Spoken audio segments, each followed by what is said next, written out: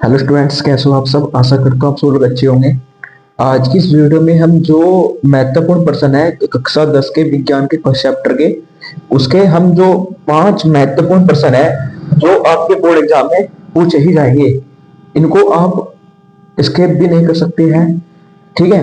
और इन्हीं में से आपको बोर्ड एग्जाम में प्रश्न फंस जाएगा। ठीक है। ऐसे ही मैं हर एक चैप्टर की वीडियो लेकर आऊंगा उसके मोस्ट इंपोर्टेंट पर्सन के।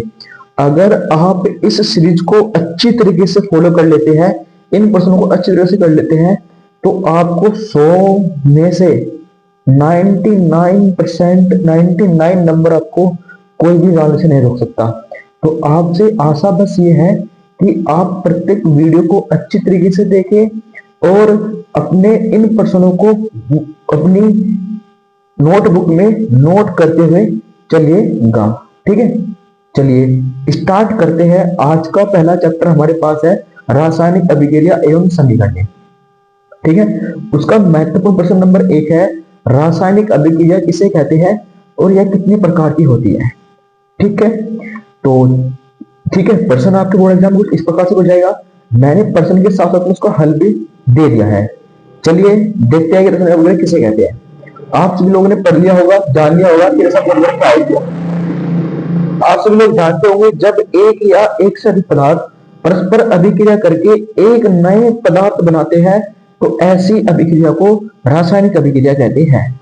यानी कि जब भी एक या एक से अधिक पदार्थ आपस में मिलकर एक नए पदार्थ का निर्माण करें, ऐसी अभिक्रिया को क्या कहते हैं, रासायनिक अभिक्रिया कहते हैं। तो ऐसी अभिक्रिया क्या कहेंगे, यहाँ पर रासायनिक अभिक्रिया कहेंगे। ठीक है। एग्जाम्पल हमारे पास है, जैसे हाइड्रोजन और ऑक्सीजन मिलकर बना रहे हैं यहाँ पर जल, है ना। यहाँ पर एक या एक से अधिक पदार्थ है और वे मिलकर एक नए पदार्थ का निर्माण कर रहे हैं, तो इसे हम बोलेंगे रासायनिक अभिक्रिया। बात करता हूँ रासायनिक अभिक्रिया के प्रकार की। नंबर 1 हमारे पास यहाँ पर है संयोजन अभिक्रिया, वियोजन अभिक्रिया, विस्थापन अभिक्रिया। ठीक है। उसके बाद हमारे पास अभिक्रिया आ जाती है यहाँ पर द्विविस्थापन अभिक्रिया। ठीक है, द्विविस्थापन अभिक्रिया, द्विस्थापन अभिक्रिया। उसके बाद हमारे पास रहती है यहाँ पर अपचयन व उपचयन, उपचयन अभिक्रिया। ठीक है, अभिक्रिया।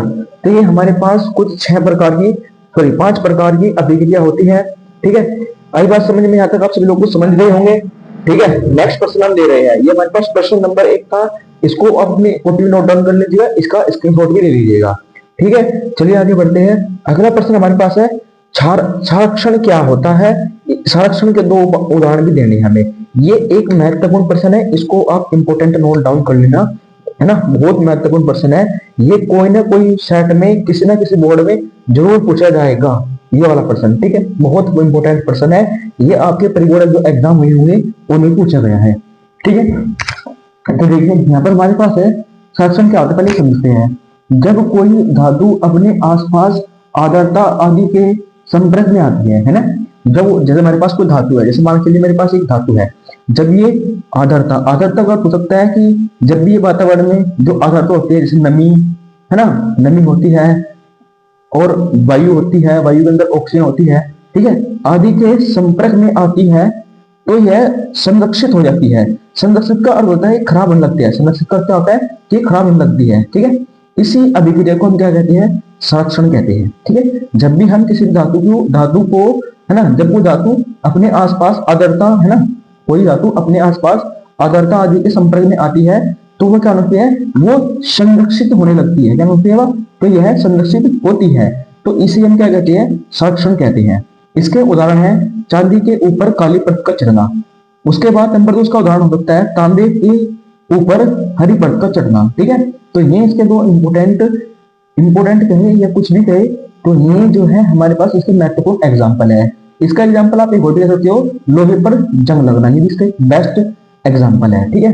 चलिए अगले प्रश्न को देखते हैं। यहाँ पर ये हमारे पास प्रश्न नंबर 2 तक हो चुका है। प्रश्न नंबर 3 हमारे पास है विकृत गंधिता। विकृत गंधिता भी हमारे पास यहाँ पर एक महत्वपूर्ण टॉपिक है। ये भी किसी न किसी सेट में आपको जरूर फंसेगा प्रश्न। ठीक है। चलिए इसको भी अच्छी तरीके से देख लेते हैं। उसके बाद ठीक है, जब वसा और तेल तथा उनसे बनाए गए पदार्थ, है ना, बनाए गए खाद्य पदार्थ वायु की ऑक्सीजन से, है ना, वायु के अंदर क्या होती है, ऑक्सीजन से क्रिया करके ऑक्सीकृत हो जाते हैं, तो उनमें से एक विशेष गंध आने लगती है तथा उनका स्वाद भी खराब हो जाता है। तो इसी प्रक्रिया को हम क्या कहते हैं, विकृत गंधिता कहते हैं। यानी कि मान के चलिए हमारे पास एक, है ना, कोई एक ऐसा पदार्थ है, ऐसा एक कोई खाद्य पदार्थ है जो वसा और तेल, है ना, वसा का होता है जो फैट होते हैं इसके अंदर, है ना, तेल तो आप सब लोग जानते ही होंगे, उनसे बना हुआ है। ठीक है, जब वो वायु के संपर्क में, जो वायु के संपर्क में, वायु में क्या है हमारे पास, ऑक्सीजन है। ठीक है, जब वो वायु के संपर्क में आता है तो वायु के अंदर हमारे पास क्या है, ऑक्सीजन। तो वो ऑक्सीजन से क्रिया करके ऑक्सीकृत हो जाता है। ऑक्सीकृत का मतलब क्या होता है, उसका स्वाद, है ना, ऑक्सीकृत हो जाता है और उससे उसमें क्या होता है, उसकी विशेष, उसमें विशेष गंध आने लगती है और उसका जो, उनका जो स्वाद होता है वो भी क्या होता है, खराब रहता है। तो इसी प्रक्रिया को हम विकृत गंधिता कहते हैं। इसका मैंने फुल डिटेल बना रखा है, चैप्टर नंबर 1 का मैंने यहाँ पर फुल डिटेल वीडियो भी बना रखा है। अगर आप उसे देखना चाहते हो तो मैं इसके नीचे एक लिंक दे दूंगा डिस्क्रिप्शन, है ना, बॉक्स में नीचे। ठीक है, तो आप उसको भी चेक कर उस वीडियो से भी आप देख सकते हैं विकृत गंधिता क्या है। ठीक है, तो दोबारा फिर समझ सकते हैं यहाँ पर हम कि जो हमारे पास तेल तथा वसा से युक्त बने पदार्थ होते हैं, ठीक है, ठीक है, उन्हें, है ना, हाई प्रेशर में आते हैं, जो वसा और तेल से, है ना, बने हुए खाद्य पदार्थ होते हैं, तो में ऑक्सीजन से क्रिया करके ऑक्सीकृत हो जाती है, तो, है ना, तो उनमें से एक विशेष गंध लगती है, तो उनका स्वाद क्या होता है, खराब हो जाता है। तो इसी प्रकार को क्या कहते हैं, यहाँ पर विकृत गंधिता कहा जाता है। ठीक है, चलिए आगे देखते हैं। आगे हमारे पास क्वेश्चन नंबर 4 है। क्वेश्चन नंबर 4 है, यहाँ पर है कुछ प्रकार से कि रिडॉक्स अभिक्रिया किसे कहते हैं। ये भी बड़ा प्रश्न है, इसको भी आप अच्छी तरीके से करके देख जाना, अपने बोर्ड एग्जाम में बन सकता है। तो यहाँ पर है कि वह रासायनिक अभिक्रिया जिसमें, है ना, जिसमें एक अभिकारक दूसरे, है ना, ऐसे में एक अभिकारक तो क्या होता है, एक अभिकारक तो होता है उपचयन, क्या होता है, उपचयन, तथा दूसरे अभिकारक तो क्या होता है, अपचयन होता है। तो है ना, उसे क्या कहते हैं, उसे रिडॉक्स अभिक्रिया कहते हैं, है ना। तो वह रासायनिक अभिक्रिया होती है जिसमें एक अभिकारक का उपचयन होता है और दूसरे अभिकारक का अपचयन होता है ना, एक का उपचयन क्या होता है, अपचयन होता है। तो ऐसी अभिक्रिया को हम क्या कहते हैं, यहाँ पर रिडॉक्स अभिक्रिया कहते हैं। आई होप आप सभी लोग समझ चुके हैं कि ऐसी अभिक्रिया जिसमें अपचयन भी हो रहा होगा, जिसमें उपचयन भी हो रहा होगा ना, जिसमें उपचयन भी और अपचयन दोनों केस हो रहे होंगे, तो ऐसी अभिक्रिया में क्या कहेंगे, रिडॉक्स अभिक्रिया कहते हैं। उसके बाद प्रश्न नंबर 5, आपको जैसे मैंने प्रश्न नंबर 5 यहाँ पर लिखा हुआ है कि निम्नलिखित अभिक्रियाओं में से प्रत्येक के लिए एक संतुलन समीकरण लिखिए।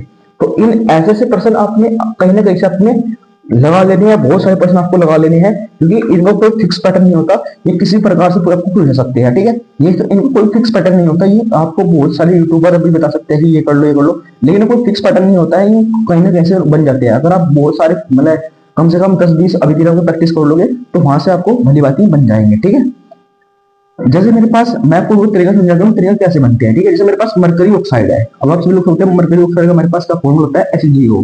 ठीक है, जब उसको हमने उष्मा दी, गर्म किया, तो वो मरकरी, और आगे बताना है कि क्या हुआ यहाँ पर, क्या अगला पदार्थ क्या बन गया। जब उसको मरकरी ऑक्साइड को हमें उष्मा दी तो वो मरकरी में टूट गया, और दूसरा पदार्थ हमें बताना है कि वो क्या बन चुका होगा। देखो, जब यहाँ पर HgO था, मरकरी ऑक्साइड था, वहां से मरकरी टूट गई, ये मरकरी टूट गई, यहाँ पर ऐसे निकल गई, और तो जो हमारे पास ऑक्सीजन बच गया, तो ऑक्सीजन का फॉर्मूला मेरे पास होता है यहाँ पर O2, तो मैंने O2 लिख दिया।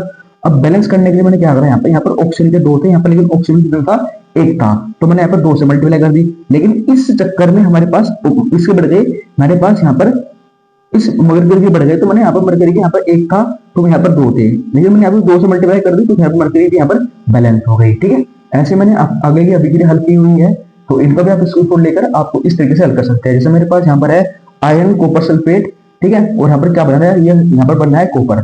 ठीक है, और आपको मैं एक और बता सकता हूँ कि यहाँ पर ये प्रश्न आपको इस प्रकार से पूछ सकता है कि ये अभिक्रिया किस प्रकार की अभिक्रिया है। जैसे हमारे पास ये अभिक्रिया है, इसमें आयरन प्लस कॉपर सल्फेट है और मिलकर यहाँ पर बना रहा है कॉपर, कॉपर यहाँ पर निकल रहा है, तो हम बता रहे हैं दूसरा पदार्थ हमारे पास क्या होगा। ठीक है, तो आयरन का फॉर्मूला है Fe, कॉपर सल्फेट का फॉर्मूला है CuSO4।